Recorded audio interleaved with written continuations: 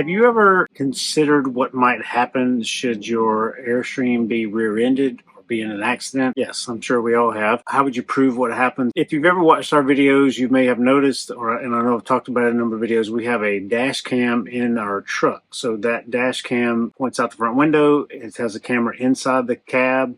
And even at nighttime, it's infrared, so you can see inside the cab what's going on.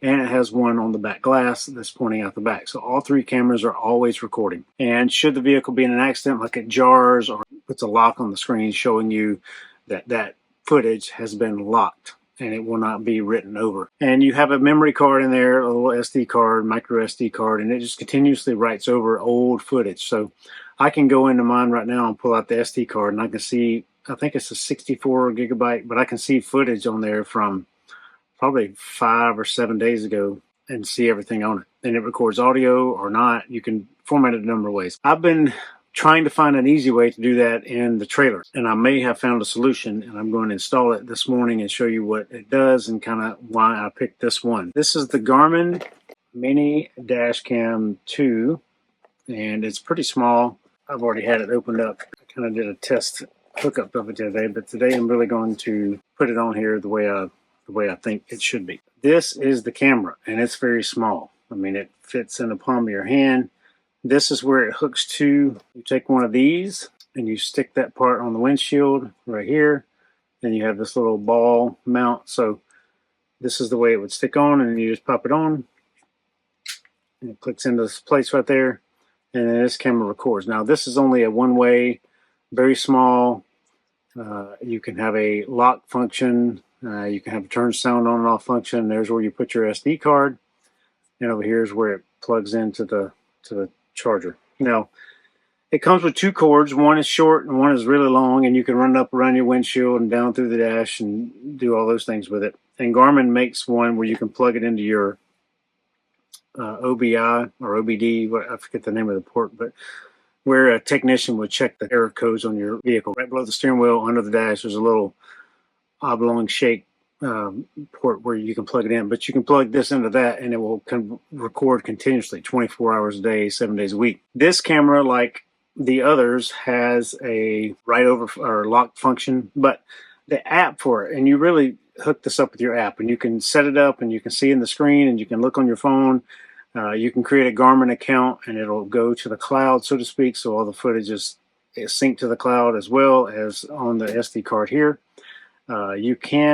There's a number of functions that go along with that app. So what I'm going to do is right back here in this side window, I'm going to open the curtain, and I'm going to put one of these. It comes with two. I'm going to put one of these right there in that window, and then I'm going to run this long power cable. Now, I tried out just messing around the other day because there's a USB plug up here in this cabinet.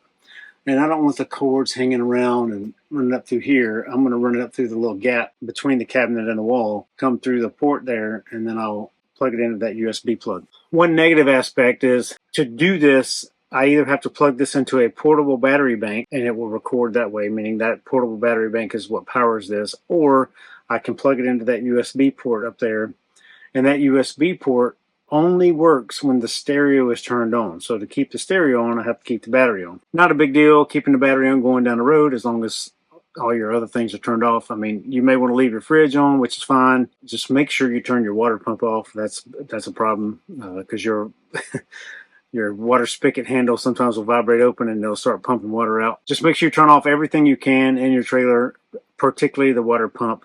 If you are going to travel with your battery on, but make sure your furnace is turned off, your air conditioning, all those things are turned off because it would not be ideal for those to come on going down the highway. Let's put the piece in the window, put the camera in the window, and then I'll show you how I'm going to fish the wire. I'm sticking this right up here at the top, so it's already stuck to the glass there. Right through here, so between the gray and the white cabinet here, there's a place for wires, and sometimes you may notice a wire kind of hanging out. Just push it back up in there. It's not that big a deal. So right somewhere in here is where my wire is going to come out, maybe over here, and I'll run it to the camera there. That little black circle in the back there, that's the access. So I'm going to push the wire through there, and it's going to go down out that thing. And right here is my USB plug. So this is the Apple TV. This plugs in my T-Mobile home internet. That's the remote control for the new Max Air Deluxe fan. This is the HDMI cable, so that's what my Apple TV is plugged to right here, and it goes to both TVs. So let's try to get this done. Now you're going to have to fish the wire down to the back there, because behind here there's a bunch of wires for your speaker system, and I may have to take this speaker out to see what I'm doing. Alright, so I'm going to have to take out the speaker. Pretty simple thing to do. Off the speaker grate.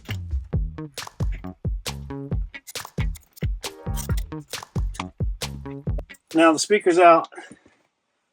I can actually feel this wire. I can push it back here to the back.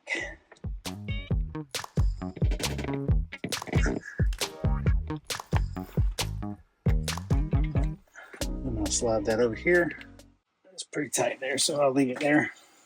So I'm going to plug this up, pop it on right there. So now I have it where it's in the window, but I can still close my curtain. And I have all this wire here. I'll wrap it up and I'll plug it into my USB plug here. All right, so I'm going to plug this in, turn on the stereo.